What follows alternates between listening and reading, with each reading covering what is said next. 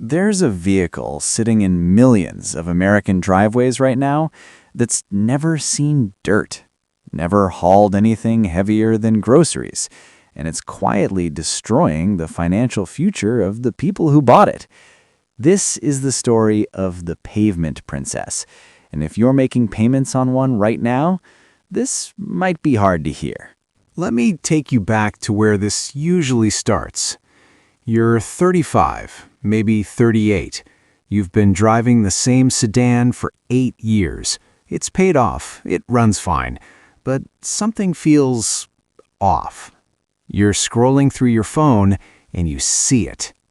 A brand new pickup truck. Lifted, aggressive, powerful. The ad says, built for adventure, built for real men. 0% APR for 84 months. And for the first time in years, you feel something. Excitement. Possibility. Like this truck could be the thing that's been missing. You tell yourself you need it. For projects, for camping trips you're definitely going to take, for that side business you've been thinking about starting. And the salesman nods. You're going to love it, man. Everyone does. The monthly payment is higher than you expected, but it's stretched over 7 years, so it feels manageable. You sign. You drive it home. And for about 3 weeks, it's everything you imagined. You sit higher, you feel stronger, people look, your neighbor asks what you do for work. It feels good. And then reality starts creeping in. The first gas fill-up is $92. You laugh it off. That's just how trucks are. The insurance bill comes. It's 60% higher than your sedan. Well, it's a bigger vehicle.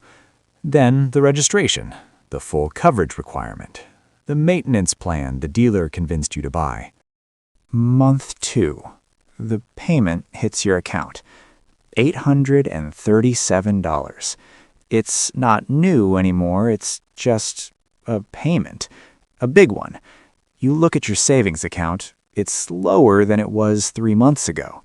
You tell yourself it's temporary. You'll adjust. But deep down, you're starting to feel something you weren't expecting. Trapped. You're 3 months in, you owe $71,000, the truck is worth $62,000, you're upside down before you've even gotten an oil change. And here's the thing nobody tells you when you're sitting in that dealership imagining yourself as the guy in the commercial. You didn't buy a truck. You bought a 7-year contract that ties you to a job you can't leave, a payment you can't skip, and a lifestyle you can't afford. The Pavement Princess isn't just an expensive vehicle.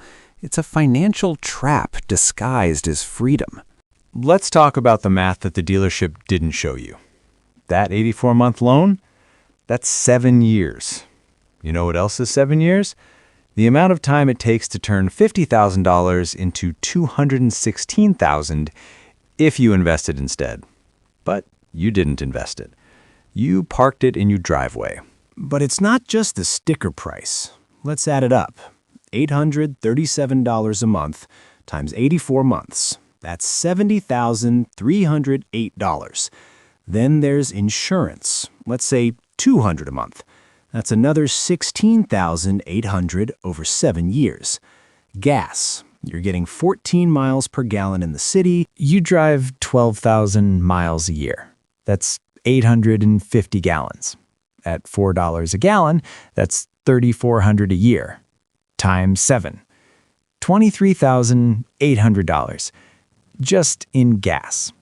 We're not even talking about oil changes, tire rotations, or the fact that those massive tires cost $300 each to replace. So let's do the real math. Truck payment, $70,000. Insurance, $16,000. Gas, $23,000. Maintenance over 7 years. Let's be conservative and say $6,000. Registration and fees, another $4,000. Total cost of ownership, $119,000. For a truck that's worth maybe $35,000 when you're done paying for it. But here's what really hurts. It's not even about the money you spent. It's about the money you didn't make. That monthly payment, if you'd invested it in a basic index fund, averaging 8% a year, you'd have $97,000. Not owing money, having money. Now, you might be thinking, but I use my truck. I need it. So let me ask you something. When's the last time you actually needed a truck? Not wanted, needed. Hauled lumber? Towed a trailer? Went off-roading? Be honest. Most truck owners use their truck bed 4 times a year. 4.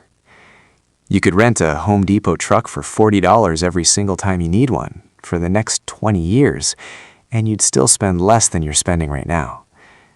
But we don't think like that, because it's not really about the truck. It's about identity, status, the story you tell yourself about who you are.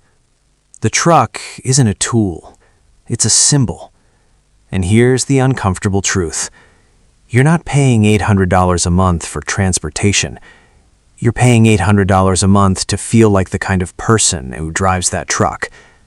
That's the real cost. And the worst part?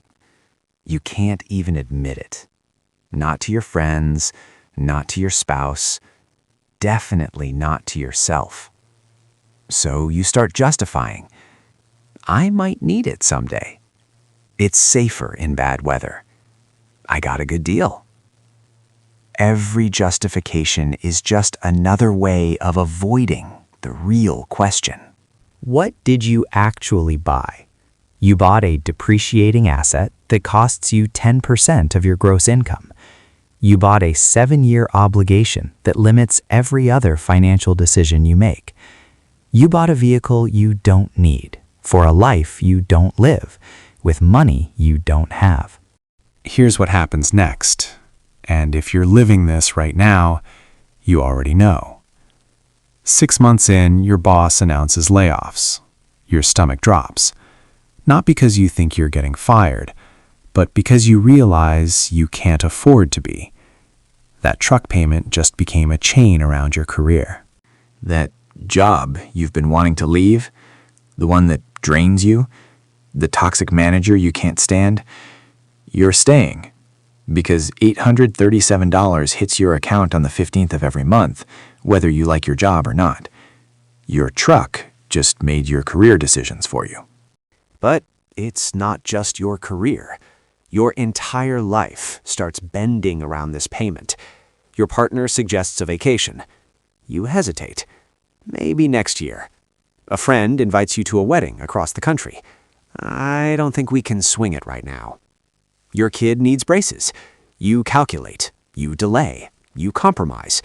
Everything gets filtered through one question. Can we afford this and the truck? And here's the thing that nobody talks about. This isn't just financial stress. It's relationship stress. Because every spending decision becomes a negotiation. Every unexpected expense becomes an argument.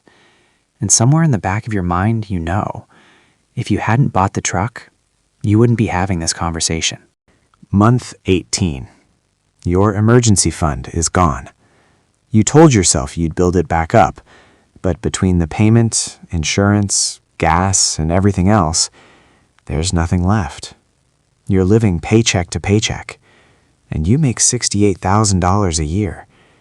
This shouldn't be happening, but it is. Then it happens. The thing you weren't prepared for. Your transmission goes out on your work car. $2,000. Or your roof starts leaking. $3,500. Or you need dental surgery. $4,000. And you don't have it. You can't have it because that money is tied up in 71 months of truck payments you still owe. So you do what millions of Americans do. You put it on a credit card, 19.9% interest, because you have to choice.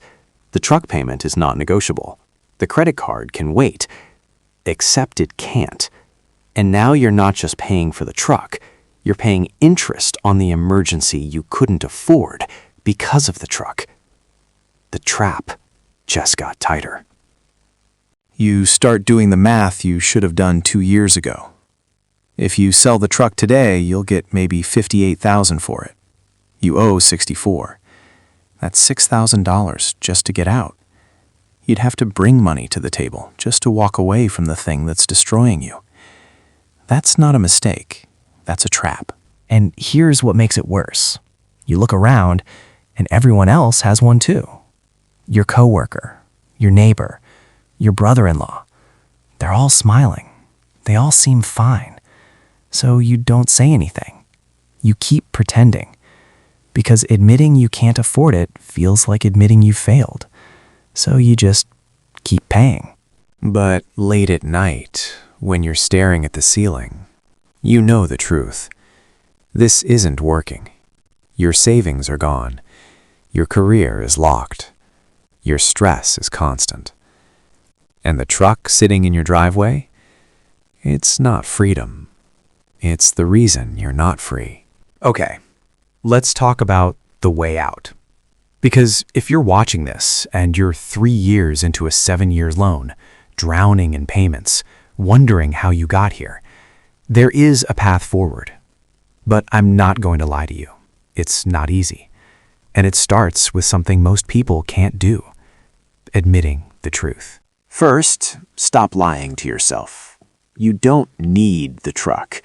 You wanted it. And that's okay. We all want things. But needing and wanting are different. And as long as you keep telling yourself you need it, you'll never be able to let it go. So step 1, get brutally honest about what this vehicle actually is. Option 1. If you're underwater but not drowning yet, sell it anyway. Yes, you'll take a loss. You might need to take out a small personal loan to cover the difference. But here's the math. Owing $4,000 on a personal loan at 7% is better than owing $60,000 on a truck at 5%. Why? Because the $4,000 will be gone in 2 years. The $60,000 owns you for 5 more. You'll need a replacement vehicle. Buy a used sedan, 5 to 7 years old, $15,000. Pay cash if you can. Finance it if you can, but keep it under 3 years. Your payment drops from $837 to maybe $300. That's $537 a month back in your life. In 1 year, that's $6,400. That's your emergency fund. That's your freedom. Option 2. If you're so far underwater you can't sell, then you write it out, but you change the relationship. Stop modding it. Stop babying it. It's not a status symbol anymore. It's an expensive mistake you're managing. Drive it until the loan is done. Then drive it for 3 more years after that. No new vehicle. You break the cycle. But here's the hardest part. You have to have the conversation. With your partner, with yourself, maybe even with the friends who'll judge you for driving something less. And you have to be okay with their reaction. Because here's the truth. The people who judge you for downgrading your vehicle are usually the same people drowning in payments themselves. And when you downgrade, people will notice. They'll ask questions. What happened to the truck? Here's what you say. I sold it. Didn't meet it. That's it. No long explanation, no justification. The confidence in that answer will surprise them because it's the truth. And the truth doesn't need defending. Within 6 months, something shifts. You stop checking your bank account with anxiety. You say yes to the weekend trip. You start building savings again. And one day you realize you don't miss it. You thought you would, but you don't. Because it was never about the truck. It was about the feeling you thought the truck would give you.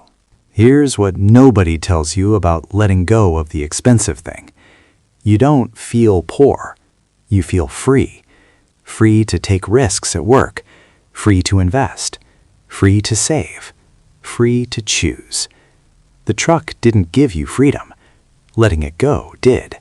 So if you're sitting there right now, making payments on something you can't afford for a life you're not living, here's what I want you to know.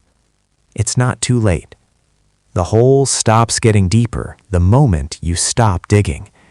And yeah, climbing out is hard, but staying in is harder. You already know that. That's why you're still watching. The Pavement Princess isn't just about trucks. It's about any expensive thing we buy to fill a gap that money can't fill. The bigger house, the luxury car, the designer clothes. We think the thing will make us feel successful, respected, worthy. And for a minute it does. But then the bill comes, and the thing that was supposed to set us free becomes the thing that traps us. Real wealth isn't what you drive. It's the payment you don't have to make. It's the job you can leave. It's the emergency that doesn't ruin you.